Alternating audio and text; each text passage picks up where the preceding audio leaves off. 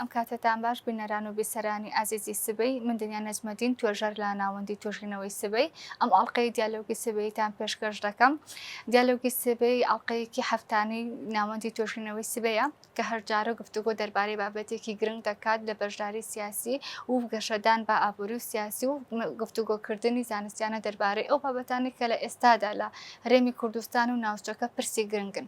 لەم ئەڵلقەیەدا قسە لەسەر تەوەرێکی زۆر گرنگ دەکەین کە ئەویش بەشداری سیاسیە لە هەرێمی کوردستان و فکری سیاسیە لە هەرێمی کوردستان. ئەم بابەتێش با میوانداری زۆر بەڕێز دکتۆر دارا محەممەد دکتۆرا لە فکری سیاسی و مامۆستای زانکۆ لە لەندەن پێشکەش دەکەم بە هیوای ئەوم کە گفتوگۆیەکی بابەتیانە و زانستیانە بکەین. زۆر بەخێر بێت کاک دکتۆر. زۆر سپاس بۆ ئێوە. کاک دکتۆرۆک و ئەزانین لە ئێستا لە هەرێمی کوردستان و لە ناوچەکەشدا کۆمەڵێک بابەتی زۆر گرنگ باز دەکرێت و کۆمەڵێک تەوەری زۆر گرنگ هەیە. بەڵام ئەوەی کە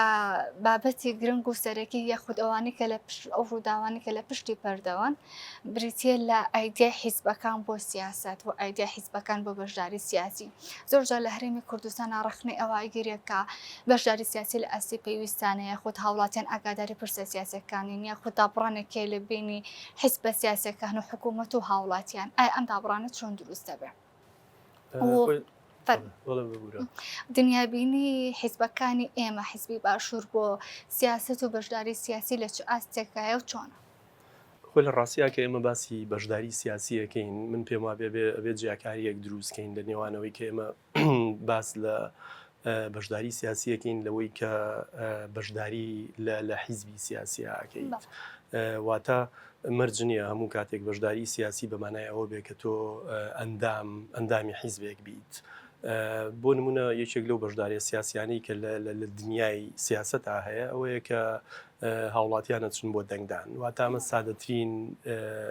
بەشداری سیاسیە یان ئەو مافە سیاسیەیە کە هاوڵاتی ممارەسەیەکات. من پێم وایە بەشداری سیاسی لە کوردستانە دیارە فۆرم و شکلی جیاوازی وەرگرتووە بەتەنها هەڵبژاردن نییە کە دنیابینی سیاسی هاوڵاتیان دیاریەکات. یەکێ لەو کێشانی کە لە دنیای سیاسی کوردیا هەیە ئەوەیە کە لە ڕاستیا بەشداری سیاسی کورتەکرێتەوە بۆ بوون بە ئەندام لە حیزبێکە یان حیزبایەتی. اینجا هەر ئەمە شەکەوای کردووی کێشەیەکی گەورە دروستە بێت لە کۆمەڵگای کوردیە لەبەرەوەی بوون بە ئەندام لە حیزبەکەیان حیزبایەتی جۆرێک لە سیفەتێکی نەرێنی وەرگرتووە واتە هاوڵاتیان بەشێکی زۆری هاوڵاتیان لە دوای ڕاپەڕینەوە بێگومان لە سەردەمی پێش ڕاپەڕین چیرۆشێکی جیاوازەوە تا ئێمە خۆناغێکمان هەیە پێش ڕاپەڕین کە با بڵین حیزبایەتی کردن و بوون بە ئەندام لە ناو حیزبات جۆرێک بۆ لە شانازیکردن جۆرێک بۆ لە دروستکردنی ئیرادەیەکی سیاسی بۆ بەرگریکردن دژ بە ڕژێمی باس و ئەوەی کە سیستمێکی باسیزم هەبووە لە کوردستانە هەتاوەکو ئەمە بەردەوامی هەیە هەتاوەکو دوای ڕاپەڕینیش تا چەند ساڵێک دوای ڕاپەڕینیش بە هەمان شێوە ئەو بەردەوامی و وزە و کەف و کوڵە سیاسیە لە ڕاستیا ئامادەییکی گەورەی هەیە. بەڵام پاژەوەی کە شەڕی ناوخۆ دروستە بێ لە کوردستانە بە تایبەتی لە 94ەوە هەندێک لەم ئاراستە و بیرکردنەوەانە ئەگۆڕێ واتە حیزبی سیاسی لە کوردستانە بە جۆرێک لە جۆرەکان شکڵێکی نەرێنی و خراپ وەرەگرێت لە زیهن و لە بیرکردنەوەی خەڵکیە. بۆیە بەشداری سیاسی ئەبینین لە دوای شەڕی ناوخۆ و لە سەردەمی شەڕی ناوخۆ و پاش شەڕی ناوخۆ ئەبێتە با بڵین دوورکەوتنەوە لە بەشداریکردن لە کایی حیزبیە بە تایبەتی. بەڵام بە بەڕای من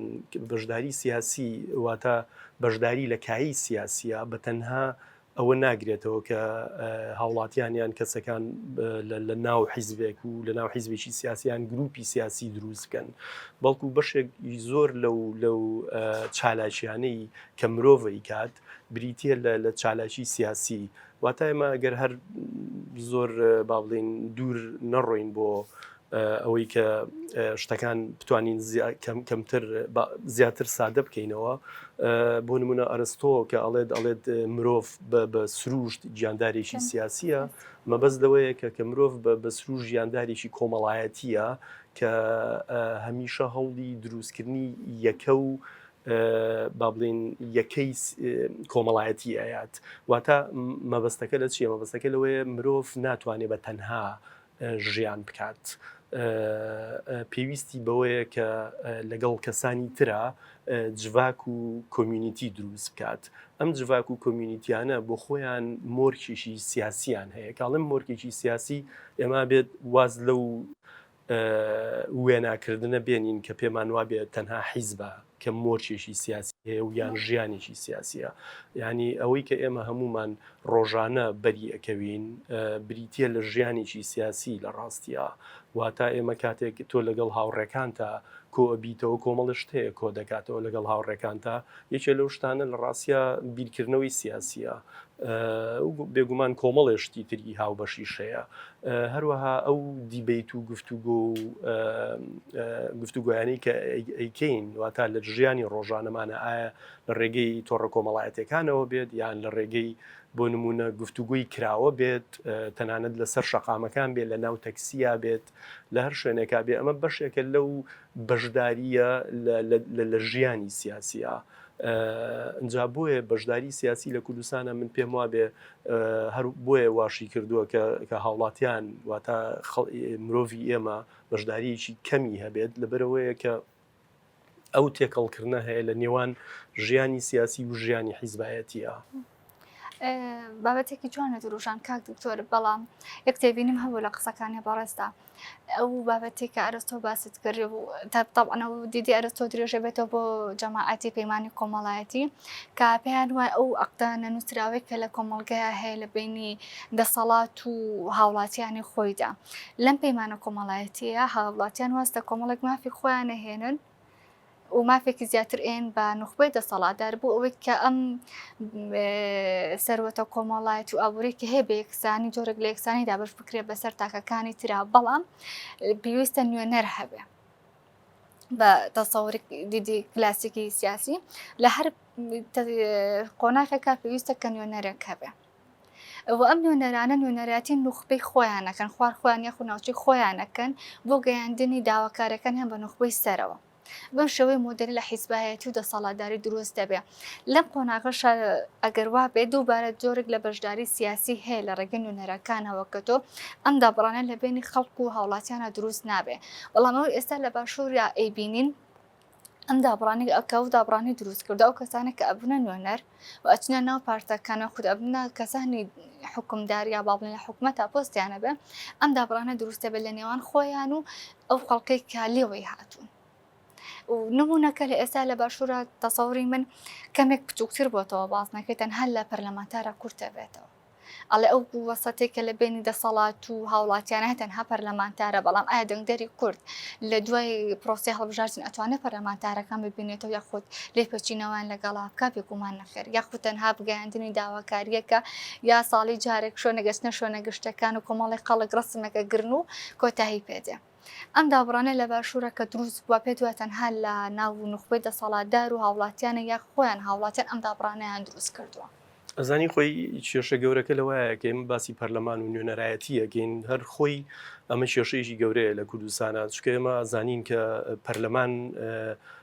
ساڵێ دوو ساڵی پێچێ تاوەکو دروستە بێت لە دوای هەڵبژاردنەوە. لەبەرەوە ئەوەی کە پێوترێت دیموکراسیەتی نوێنەرایەتی لە ڕاستیا کە مێژوویەکی تا ڕادەیەک کەمێک تازەی هەیە لە دنیای سیاسی دیموکراسیەت و سیستمە دیموکراسیەکانە، خۆی کێشەیەکی گەورەیە لە ڕاستیە، چونکە ئێمە دوو جۆر لە با بڵێن ئەگەر دوو جۆر هەبێ بەڵام زیاتر لە دوو جۆر هەیە، بەڵام ئەوەی کە بە گشتی دیموکراسیەتێکی نوێنەرایەتیت هەیە کە لە ڕێگەی نوێنەرەکانەوە تۆ هەوڵی دەنگی خۆت بگەیەنی بە دەسەڵات واتە دەوڵەت و ڕێگەی شتی شوەیە کە پێوترێت دیموکراسیەتی ڕاستەوخۆ. واتە بۆ نمونە ئەگەر تۆ باسی پەیمانی کۆمەڵایەتیت کرد کە باڵێن بیگەڕێنەوە بۆ سەدەی هەژدە کە ڕۆسۆ و کانت و هۆبس و هەموو ئەمانەیە جۆن لۆک، لە ڕاستیە لە دنیای ئەوانە دیموکراسیەتی نوێنەرایەتی نییە. واتە ئەگەر دیموکراسێتێکە بە دیموکراسێتی ڕاستە و خۆیە واتە ئەو دیموکراسێتی کە ئەوان بیریان لێ کردوەوە بۆ جوگرافیایشی بچووک بووە نەک بۆ ئەوەی کە جوگرافیایشی زۆر گەورە بێت. ئەجا کێشەکە لەمەیە لە تەنانەت نەگەر لە کوردستانە بەڵکو لە ئەوروپا و ئەمریکاوەمانەشا بەو شێوەیە کێشەیەکەیە لە نێوان با بڵین گەیاندنی دەنگی هاوڵاتی بە دەوڵات لە ڕێگەی نوێنەرەکانەوە هەرچەندە بێگومان لە سیستمە دیموکراسیەکانە باشتر ئیشەکات واتە نوێنەرەکان توانای ئەوەیان هەیە کە خەڵک ببینن لێپرسینەوەیان لەگەڵا بکرێت هەچ کاتێک کە هاوڵاتی بیەوێت ئەندام پەرلەمانێک ببینێ ئەتوانێ بیبینێت واتە کات و شوێن هەیە بۆ ئەوە بەڵام دیسانەوە کۆمەڵێک کورتێنان هەیە لەو سیستمانەشا بەڵام ئەمەی لە کوردستان ڕوویە بە تەواوەتی جیاوازە واتاوەی کە هەر بۆ خۆشە باسی کرد ینی هەر شتێکی شکڵیە ئەتوانی پەرلەمانتار ببینیت و ئەوەشە کە تۆ بتوانانی لە ڕێگەی لەبەرەوەی لە ڕاستیا بەشێکی گەورەی پەیوەندی بۆ هەیە کە پەرلەمانتارەکانی ئێمە ئەندامی حیزبەکانن و حیزبەکان فەرمانیان پێکەن کە چۆن بجوڵێنەوە و چۆن دەنگ بن و چی بڵێن و چی نەڵێن نەک هاوڵاتی لە کاتێکا پەرلەمانتار ئەبێ لە ڕاستیا لە ژێر تا ڕادەیشی گەورە ئەگەر نەڵێم کەڵ بە تەواوەتی بەس تا ڕادەیشی زۆر ئەبێت وەڵام دەرەوەی خەمەکانی هاوڵاتی بێ و هەروەها خەمی گشتیش واتە پەرلەمانتار لەو سیستمانەیە ئەگەر بزانێ حیزبەکەی فەرمانێکی پێکات کە ئەڵێ بێ بەو شێوەیە دەنگبەی ناڕازی بێت ناچێتە ژێر فەرمانی حیزبەکەەوە ئیترە و ساکە بێگومان ئەو ئامادەیە بووی کە ڕوبەڕووی ئەوە ببێتەوە کە چی ڕوئەیات بەڵام لە کوردستانی ئێمە لە ڕاستیە پەرلەمان نەبووتە شوێنێک بۆ نوێنەرایەتی کردن ڕەنگە لە هەندێک ساتە وەختە ئێمە جۆرێک لە گفتوگۆ و دیبێتی باش ڕوویا بێ لە پەرلەمانی کوردستانە بۆ نمونە بەڵام ئەمە دیسانەوە دەسەڵات لەبەرەوەی ئێمە بێ ئەوە بزانین کە لە کوردستانی ئێمە لە ماوەی زیاتر لە 30 ساڵی ڕابردووە ئێمە تەنها دوو حیزبمان هەیە کە کۆنتترۆڵی تەواوەتی پەرلەمان و دەسەڵاتی سیاسی کردووە کە پارتی وێچێتیە لەبەرەوە هەرچ کاتێک ئەم دوو دەسەڵاتە زانی بێتی کە دەسەڵاتێکی تر دێتە پێشەوە بە هەموو شێوەیە هەوڵیان ناوە کە ئەو دەرگایانە داخن کە بتوانن کە توانی بێتیان لە ڕێگەیەوە دەسەڵاتی ئەوان لاوازکە و بێگومان هەموو وەزانینەوە نمونانەی کە ڕوویاوە ئەجا ئەمە کێشە گەورەکە لەویایە بەڕای من کە ئێمە بە تەنها قسە لەسەر ئەوە ناکەین کە ئایا نوێنەرەکانمان تا چەند وەڵام دەرەوەی خەمی هاوڵاتیان بەڵام کێشەکە لەوایە کە ئێمە پەرلەمان بۆ خۆی دەستگایەکە کە ئەبێتە دەستگایەکی حیزبی واتە ئەو ڕێگەی پێنادرێت کە با بڵین کارەکانی خۆی بکاوەکو وەکو دەستگایەکی سربەخۆ ئەمەش بێگومانەمان باتەوە بۆ زۆر کێشەی بۆ نمونە نەبوونی دەستگا نەبوونی سیستم لە کوردستانە و باڵا دەستبوونی حیزبە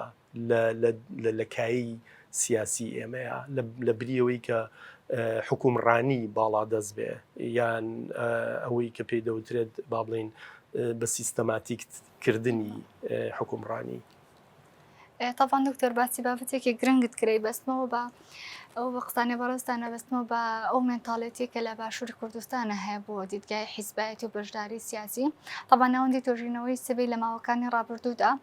چەندین تۆژینەوەی گرنگی ئەنجامداوە دەربارەی پرسە سیاسەکان و هەلوکەیەکان طبعا بۆ ئەم ڕاپرسیانەش ڕای ڕابۆچوونی هاوڵاتیان وەرگیراوە بە شێوەیە کە ڕاستەوخۆ ئەوەی بۆ ئێمە گرنگە وەکو تۆژەران تێبینی و بارودۆخەمان کردوکە ئەو دابڕانەی دروستە بێ لە بینی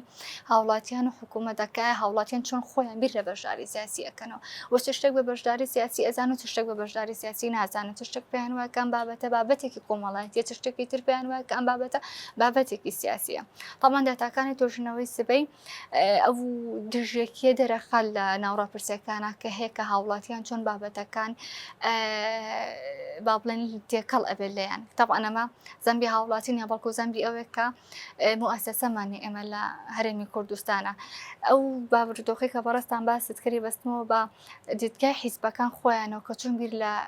حیزبایەتیەکەنەوە چۆن بیر لە بەشداری سیاسی ئەەکەنەوە طبعا لە باشووری کوردستان ئێستا تقریبا 7 بۆ 6 حیزبی سەرەکیمان هەیە کە با بڵێن بەشی خۆیان کەم تا زۆر نوێنەرایەتیان هەیە لە پەرلەمانەوە کەم تا زۆر بوونیان هەیە لە شانۆی سیاسی ئێمەیە پێڕەوی ناوخۆی حیزبەکان طبعا ئەم بەرنامە بەرمەبنای لێکۆڵینەوەی لە پەیڕەوی ناوخۆی حیزبەکان و دیتگای حیزبەکان بۆ ناوخۆی سیاسی. طبعا کاتێک کە تۆ ئەم دیتگایەت هەیە ئەندامێک ئەبێ بە ئەندامی پارتێکی سیاسی با بڵێن جا هەر کامێکیان بێ کاتێک کە ئەڕوات ئەبێ بە پەرلەمانتار یاخود ئەبێ بە وەزیر یا بێتە هەر پۆستێکی تر وەرەگرێ بێگومان ئەو مێنتاڵەتی هەڵگرتووە کە لەناو حیزبەکە بۆ پرۆسەیە ڕۆیشتووە. حیزبەکانی باشوورە گەر مۆدێلی حیزباتی دابشکن بەسەر دوو مۆدلی سەرەکییا کە هەیە پارتی مرکزی و پارتی لا مرکزیمان هەیە. حیزبەکانی باشوور بە ڕێژەیەکی ئەتوانم بڵێم 190 بە زۆرینەی ئەوە حیزبی مرکزین و لە حیزبی مرکزیشا دەسەڵات نخبەی دەسەڵات و بڕیاردان بچووکە بێتەوانێ لە نخبەیەکی کەمی مەکتەب سیاسی و لە ئێستا بۆ گۆڕانکاریانەی کە لە باشووری کوردستان ڕووی ئەدا بە کێشەی ناوخۆی حیزبەکانەوە کە دواتر مەسەر ئەوە دووبارە ئەم بازنەیە بچووکە بێتەوانێ لە مەکتەب سیاسی و زیاتر بچووکە بێت و ئەڕۆ بۆ کەسی یەکەمی حیزبەکان و لە ئێستا مۆدێلێک بڵاوبووەوە لە ناوە حیزبەکانی باشوورە کە مۆدێلی حیزبی بنەماڵیە.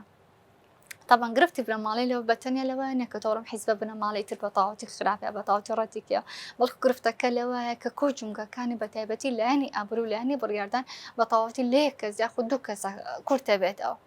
لەم نوێنەرایەتیە نەک بەتەنیا با بڵێن بۆ ژنان بە یاخود بەتەنیا بۆ پیاوان بێ بۆ کەسانێک کە لە هەر پلەیەکا بن ناتوانن بڕیاری سەر بەخۆی خۆیان بن یاخود بەشداریکی کاریگەریان هەبێ لە ناو حیزبەکانیشە. بۆیە ئەم دابڕانە دروست دەبێ کە هەر تاکێک لە بەم پرۆسەیە ئەڕۆ بە مێنتاڵێتیە ئەگا چونکە بەم چۆنەڵێ پاشخانە حیزبەیە ئەڕۆ بەم جۆرە مامەڵەی لەگەڵ کراو لە ناوخۆی حیزبەکانە طبعاً کە خۆشی ئەوێت بە پەرلەمانتار یاخود دەبێت بە وەزیری هەر پۆستێکی تر وەرئەگرێ ئەم دابڕانەی تیا ڕەنگ ئەیاتەوە. کاتێک پۆستێکی باڵاوەرەگرێ خۆیدا ئەبڕێ لە ئەندامەکانی خواردخۆی وەکو کە لە مۆدێلی ناو حیزبەکانە هەندامی مەکتەب سیاسی دابڕاوە لە ئەندامە سەرەتایەکانی تری حیزب با بڵێن یاخود ئەو بڕیارەدا بێ ئەوان جێبەجێ بکەن گفتوگۆ دروست نابێت لە ناو حیزبەکان یاخود لە ناو ئەندامی حیزبەکانە. بۆیە کاتێک کە ئەگاتە پلەیەکی تریش طبعاً توانای گفتوگۆکردنی نییە توانای ئەوەی نییە کە لە کەسانی خواردخۆی و شت وەربگرێ یاخود بڕیارەکانی بەتەنیا بۆ خواردخۆی بێ بۆ چونکە لی تێناکە. کاتێک ئەم دابڕانە هەبێت کە تۆ لە وەزعێکای کە با بڵێن لە دۆخێکی هەیلای ڤاژی یاخود لە پۆستێکی باڵایی دابڕاوی لە باقی کۆمەڵگەکەی خۆت ناتوانانی بڕیارێک بێت کە سوودی ئەمانی تیا هەبێ بۆ چونکە تێگەیشتنت نییە بووی ڕۆیاد نییە بووی. پێم وایە ئەم گرفتی کە لە ئێستا لە باشوورە دروست بووە کە نوێنەرەکانمان ناتوانن نوێنەری باش بن پەرلەمانمان ناتوانێت پەرلەمانێکی باش بێ خودۆ کەسانێک کە ئەگەنە لە باڵاکان لە ناوخۆی حیزبەکان و چ لە حکوومەتیشان ناتوانن نوێنەرێکی باشن پەیوەندی بە و مێنتاڵێتیەوە هەیە کە لە ناو حیزبەکانی ئێمە هەیە وەقڵەتی کە لە ناو حیزبەکانی ئێمە ئیشەکە بۆ ئەندام و بوو بەشداری سیاسی و بڕیاردانی سیاسی کە زۆر زار کورتێ بێتەوە لە یەک کەس یاخود دوو کەسە. وی لە ڕاستە ئەوە ڕاستە کە تۆ تا چەند حیزبەکان ئەو کەسانە هەڵەبژێرن ئەو ئەندامانە دائەنێن بۆ ئایا بۆ پەرلەمان بێیان بۆ هەر پۆستیشتر بێ تا چەند ئەمانە جۆڕایاڵی حیزبن. یعنی حیزب تا ڕادەیەک هەموو حیزبێکی سیاسی پێویستی بە کۆمەڵی گەندامی جۆڕایاڵ هەیە چونکە ئەمە سروشتی حیزبە. بەڵام لە کوردستانی ئێمە بە ڕادەیەکی گەورەتر واتە ئەبێ ئەندامانی حیزب بە ڕادەیەکی زۆر تەواو جۆڕایاڵی حیزب و سەرۆکی حیزب بێت چونکە ئەگەر جۆڕایاڵ نەبێت ئەو ساکە حیزبیان ئەوە تا سزای ئەیات یانەوە تا پێویستی بەو نییە کەسی ترە هێنێتە پێشەوە کە ئەزانێت لە 100% جۆڕایاڵەتی. ئەجا بۆیە ئەو گفتوگۆیی کە هەر تۆ ئاماژەت پێدا لە ناو حیزبی ئێمە بوونی نابێت لەگەڵ بوونی ئەم با بڵێن هێزە یان ئەم مرکزیەتە بەهێزەی کە هەبێت لە ناو حیزبە. واتە بۆ نمونە ئێمە ئەگەر سەیری مێژووی حیزب بکەین لە کوردستانە ئەبینین بە ئاراستەی جیاوازە ڕۆشتووە. واتە کاتێک کە سەرەتا حیزب لە کوردستانە دروست بووە لە چلەکان و پێش چلەکانیشە بۆ نمونە لەلایەن کۆمەڵی ڕۆشنبیرەوە دروست کراوە کەم ڕۆشنبیرانە توانای قسەکردن و توانای گفتوگۆیشی زۆریان هەبووە. دوجار کە حیزب دێتە سەرەوەی ببێتە حیزبێکی تۆزێ گەورەتر و مرکزیتر بۆ نمونە لە 1946 کە پارتی دروستەکرێت و سەرۆکێکی بۆ دائەندرێت ئەم سەرۆکە توانای ئەوە هەیە کە بەسەر هەموو ئەندامانی حیزب زاڵ ببێت دواتە مەکتەبی سیاسی و لیژنە مرکزی و هەموو ئەمانەیە لەبەرەوە جۆرێک لە مرکزیت دروستەکرێت بەڵام مرکزیەتێکی بەهێز کە پشت بە فکری سیاسی نابەستێ لە ڕاستیە پشت بە معریفەی سیاسی نابەستێ بەڵکو پشت بە خێڵە بەستێ واتە پشت بەو سەرمایە ڕەمزی و فیزیکیە بەستێت کە ئەو سەرۆکە هەیەی ئەو سەرمایە ڕەمزیەوەیە کە ناو و ناوبانگ و ئەو تایتڵەیە کە هەیەی سەرمایە فیزیکیەکە ژەوەیە کە لە ڕاستیا خێڵێکی گەورە لە پشتێتی و چەندین خێڵی تریژ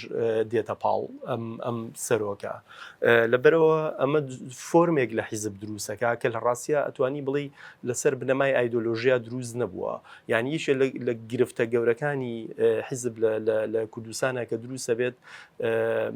نەبوونی ئایدۆلۆژیایکی ڕوونە ئەمە بێگومان من قسە لەسەرەوە ناکەم کە ئایا بوونی ئایدۆلۆژیان نەبوونی ئایدۆلۆژیا شتێکی پۆزتیڤیان نەگەتیڤە واتە ئەرێنیان نەرێنیە بەڵام قسەکە لەسەر ئەوەیە کە ئێمە کاتێک باسی حیزبی سیاسیەکەین حیزب بۆ خۆی لە ئەنجامی ئایدۆلۆژیایەکەوە دێتەکایەوە ئیتر ئایا ئایدۆلۆژیایکی ناسیۆنالیستی بێ یان مارکسی بێت چەپ بێ ئیسلامی بێ هەرچیەک بێت ئەبینین لە سەردەمێکا بێگومان ئەم ئایدۆلۆژیانە بوونیان هەبووە بۆ نمونە ئەو گروپە چەپ و مارکسیانی کە دروست بوون لەسەر بنەمای ئایدۆلۆژیایکی مارکسیزم دروستە بێ کە بینین لە حیزبە باڵێن کۆمۆنیستی و شوێعی و چەپەکانە دروستە بێت دوایی حیزبی ناسیۆنالیستی دروستە بێت بەڵام کێشەکە ئەوەیە ئەم حیزبە ناسیۆنالیستیە بە ڕادەیەکی گەورە لە ڕاستیا پرۆژەیەکی ناسیۆنالیستی گەورەی نەبووە بە کۆمەڵێک هەڵبەز و دابەزی زۆر ڕۆشتووە کە سەرەتا بۆ نمونە سربەخۆیی کوردستان ئامانجەکەی نەبووە بەڵام لە ئێستاە من پێم وایە ئەو سەردەمەی هەفتاکان جۆرێک لە ئایدۆلۆژیا هەبووە لە ناو هەندێک لە حیزبە ئەو گروپە سیاسیانەی کە دروست بۆ بەڵام من لە ئێستاە ئەتوانمەوە بڵێم کە بوونی ئایدۆلۆژیا لە ڕاستیا بە تەواوەتی وونە لە ناو حیزبی سیاسی کوردیە یعنی تەنانەت ئەو ئۆپۆزیسیۆنی کە هەشمانە کە کاتێک باز لەوە کرێت کە ئۆپۆزیسیۆن خاوەنی بۆ نمونە پرۆژە و ڕوئیا و ڤیژنێکی ئاشکرا و ڕوون نییە بەشێکی گەورەی پەیوەندی بەوە هەیە کە هێڵێکی فکری نییە واتە ئەگەر ئەنتیتێزێکیان لە ڕاستیە بڵێ زیاتر قسەکردنە لەسەر ئەو واقع سیاسی کە هەیە واتە قسەکردنە لەسەر گەندەڵی قسەکردنە لەسەر ئەو با بڵێن حکومە کلیپتۆکراسی کە ئەمڕۆ لە کوردستانە باڵا دەستەواتە کلیپتۆکراسی بۆ مانای کە حکمێکی چەتەگەرایی واتە حکمی چەتەگەرایی بەڕاستی بە تەواوەتی لە کوردستانە باڵا دەستە بە پێی ئەوەی کە تۆ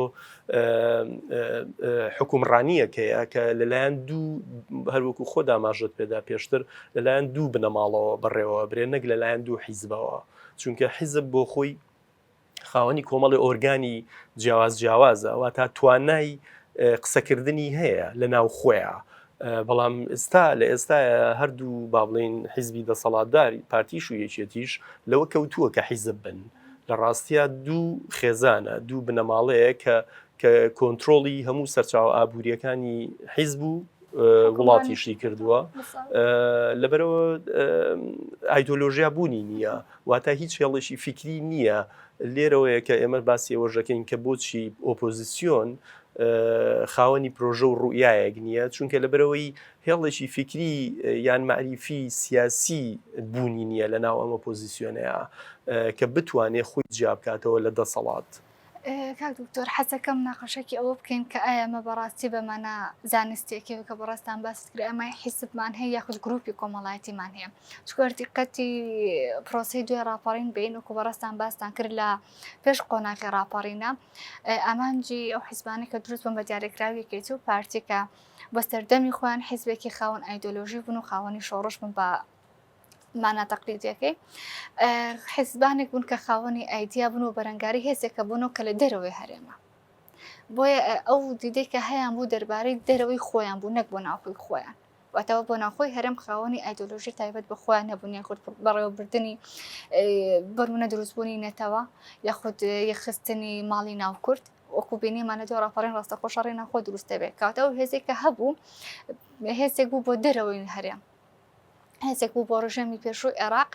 بەڵام هێزێک نەبوو کە هێزێکی تەواو سیاسی و فکری بێ بۆ گەشە پێدانی کۆمەڵایەتی و سیاسی و ئابووری هەرێمی کوردستان بۆ ئەو پرۆسانە بەڕای من لە دوای ڕاپەڕینەوە مێژوو حیزبێت و کۆبەڕێزیشتان باس ناکرد بچووکە بێتەوە بۆ بنەماڵە لە بنەماڵیشەوە بچووکە بێتەوە بۆ گروپی کۆمەڵاتی و پێم وایە دەسەڵات بەمەبەست دۆخی کۆمەڵگەی ئەمەی بەم شێوەی لێکرا بەم کاتێک کە هەڵبژاردن نەبێ بەهێزترین کاندیدەکان و کاندیدانن کە لە عشیرەتەکانە هەڵ ئەبژێردرێن و بە مەبەست دەسەڵات بە سەر عشیرەتەکانە دابەشەکرێ با بڵێن خاوەنی هێزن خاوەنی پارەن ئەیبینی عشیرەتمان هەیە کە خۆی خاوەنی هێزی چەکداری خۆیەتی ئەو تەنانەت حکوومەتیشان هەجار دەرەقەتی نایە ئەمە ئەم دابەزینی ئاستە بۆ ئاستێکە چەتەگەرایی دروست بێت کە ئەم دۆخۆشڵەژانە کۆمەڵایەتیە دروست بێ پێم وایە لە بەرژەوەندی دەسەڵات خۆیەتی بۆی کە شتێک دروست نەبێت کە ناوی نەتەوە یاخود دروستبوونی ڕای گشتی بێت کە هاوڵاتیان کۆ بکاتەوە دەربارەی پرسەکان دەربارەی مافەکانی خۆیان بۆ نمونە لە پرۆسەی دواکەوتنی موچەیە هەمان گرفت موچەخۆرێک لە سلێمانی هەمان گرفتی موچەخۆرێکی هەیە کە لە دووهۆکە هەیە کە لە شوێنێکی ترا هەیە بەڵام دابەشبوونە کۆمەڵاتی و سیاسەکە وای کردووە موچەخۆرێک دەربارەی مافەکانی خۆیان لە سلێمانی تاکو دووهۆک زۆر جیاوازون یەکتری یەکێکیان ئامادە بێت کە خۆپیشاندان یەکتر ئامادە نەبێ یاخود یەکێک ئامادە بێ بە مۆزعشەوە هێشتا هەر بڕوا دەوامی خۆی بە ڕێکوپێکی بکە بەڵام لە نابایی کۆتە ئەم دابەشبوونە کۆمەڵایەتیە وای کردووە کە ئێمە هیچ تێزێکمان نەبێت بۆ یاخود بە دیلێکمان نەبێ بۆ ئەوەی کە ئایدیایەکی سیاسی نوێ بەرهەم بێنن کە چاکسازی دروست ببێ و هەست دەکەم بەرەی ئۆپۆزیسیۆنیش کە خاوەنی فکرێکی ڕادیکاڵ و جددیدین پەیوەندی بۆ دۆخۆشڵەژانەوە هەیە کە کەوتونەتە ناو ئەو بارودۆخی کە تەنها قسە بکەن لەسەر ئەو بابەتانی کە هەمومان ئیزانی لە ڕاستیە هەر هاوڵاتیەکی سادە بە ئەو پەڕی بەرپرسێکی باڵازانە کە لە وڵاتێتی ئەو سەری دەربارەی گەندەڵی بێ دەربارەی پاشەکشەی دیموکراسی بێ دەربارەی هەموو گرفتانێک کە هەیە بەڵام ئایا چ بەدیلێکمان هەیە چ فکرێکمان هەیە کە ئەم دۆخە چاک بکات یاخود کۆی بکاتەوە من پێم وانە لە ڕاستیا دابەشبوونیشی بەو شێوەیە هەبێ لە نێوان بۆ نمونە فەرمانبەرێکی سلێمانی یان دووهۆک یان زاخۆیان هەولێرە چونکە هەموو هاوڵاتی لە کوردستانە لە ڕاستیا بەدەست ئەو دۆخە ئابوووریەوە ئەناڵێنێ تێبینەکەی من لەسەر شێوازی دەربڕینەکە بڵێ پێم وای هەمان گرفتیان هەیە بەڵام شێوازی دەربڕینەکەم دابەشبوونی سیاسی یاخود ئەوەی کە دابشکە بەسەر زۆنی سەوز و زۆنی زەردە ئەم دۆخی دروست بڵێ بە تەواوەتی وایە ئەوەی کە با بڵین وا ئەکات کە جۆرێک لە جوڵە هەبێت بۆ نمونە لە سلێمانیا بەڵام لە دووهۆکانی ئەمە پەیوەندی بە کۆمەڵێشتەوە هەیە بەس یەکێک لەوانە ئەوەیە کە بە دیاریکراوی دەسەڵاتی پارتی بە هیچ شێوە ڕێگە نایەت کە خۆپیشاندان بکرێت کە کۆبوونەوە بکرێت واتە ئامادەیە توندوتیژی و زەبر و زەنگ بەکاربێنێ بۆ لێدانی هەر جۆرە چالاکیەک و توندوتیژێک لە ڕاستی ئەمە بەمانایە نایە کە دەسەڵاتی یەکێتی ئەوە ناکات چکە ئێمە ئەگادارین لە ماوەی پێشووە کە بە هیچ شێوە ڕێگەیان نەیە بە هیچ شێوەیەک هیچ خۆپیشاندانێک بکرێت بۆ مەسەلەی موچە لەلایەن مامۆسایانەوە کە لە کاتێکام خۆپیشاندانانە خۆپیشاندانی ئاشتین ینی ئاشتی خوازانەیە واتە نەڕاپەڕینی جەماوەریە و توندوتیژیە بەڵام جۆرێک لەو با بڵین جیاکاریە دروست بووە لە ماوەی چەند ساڵی ڕابردووە بە حکمیەوەی کە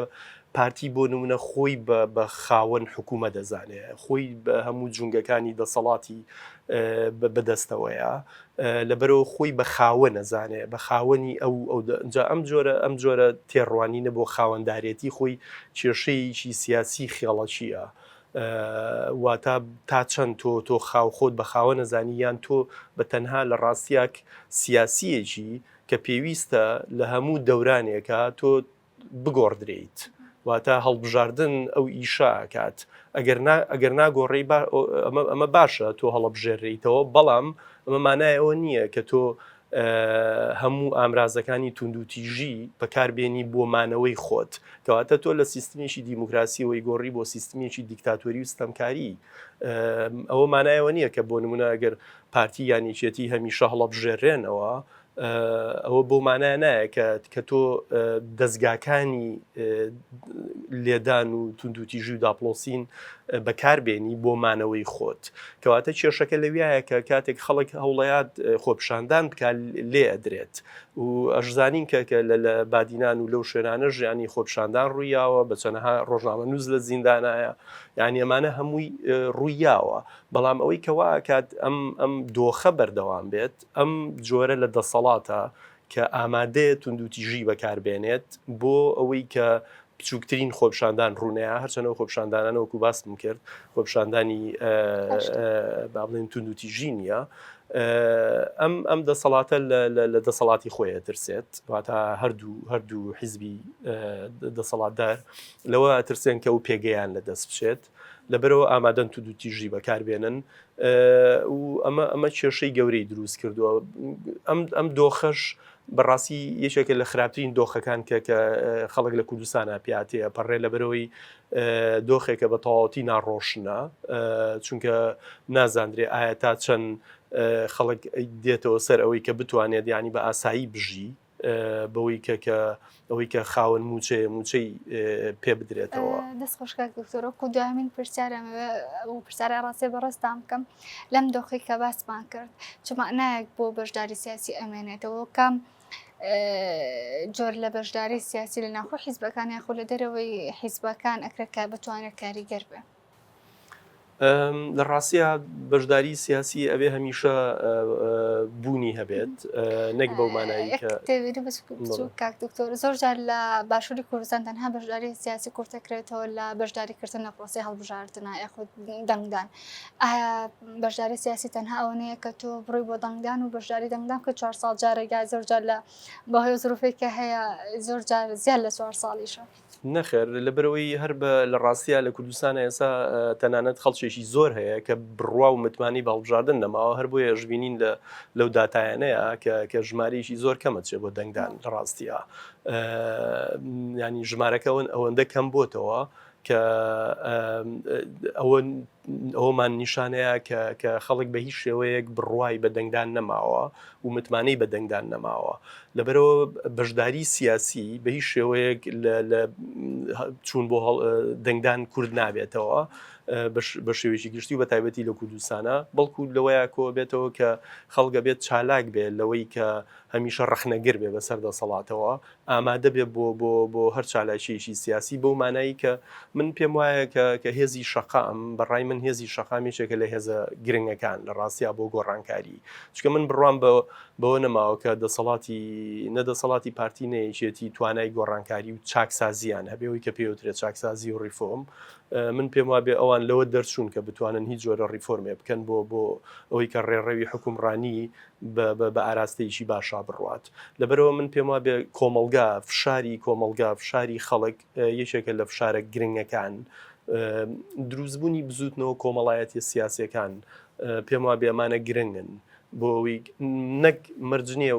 حیزبی سیاسی چکە من پێم وابێ حیزبی سیاسی لە کوردستانە تووشی قەیرانێکی گەورە بووە بێمتمانەیی جۆرێک لە بەرژەوەندی ئابووری تێکەڵ بە حیزبی سیاسی بووە بە تایبەتی لەلایەنی چێتی و پارتیەوە لەبەرەوە هەر حیزبێکی سیاسی تازە کە دروستە بێ ئەم جۆرە کێشانەتیایە با بڵێن سەر هەڵەیە ئەگەر بەراوردی پێڕەوی داخۆ حیزبەکان کە سێرەکی هەمویان یەک ستایلن تەنها ناوی ئەندامی مەکتەب سیاسی و ها پێگەکانیان گۆڕی بەڵام لە ناوەڕۆکە لە ڕاستیا یەک بەرنامە و یەک شەون بۆیە کاتێک کە تۆ لە ناوخۆی خۆتە نەتوانی ژنگێکی دیموکراسیانە دروست بکەیت بۆ ئەندامەکانی خۆت و بەشارێکی کاریگەریان طبعا ناتوانانی ئەم ئەزمونە بگوازیتەوە بۆ دەرەوەی خۆت بۆ ئاراسی حیزبەکان تری خۆت ئاراسی حکوومەتی بکەیت زۆر جار کە هەر پارتێکی سیاسی قسە لەسەر حکوومەتەکە بە هەموو حیزبەکانەوە بە جیاوازی بانگەشەوخن کە پێویستە دەسەڵاتێکی دیموکراسی بێ و دەسەڵاتێکی ئازادی خواست بێ بەڵام هیچ کام لە حیزبەکان ئامادە نین کە ئەم ئازادی خودت ئەم کەشە دیموکراسی لە ناخۆ حیزبەکانی خۆیانە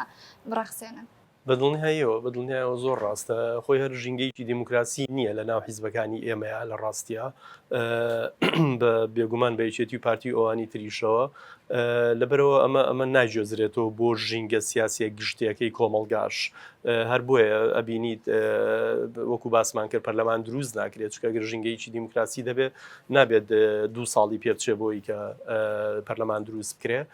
لێرەوەیە کە حیزبی سیاسی لە ڕاستیا ئەو پەیڕە و پرۆگرامی کە نووسرێتەوە هەر تەنها کۆمەڵێک دەستنووس و کۆمەڵێک لاپەڕەیە لە ڕاستیە هەر خەسارکردنی قەڵەم و کاغەزە چونکە نەکاری پێکرێت و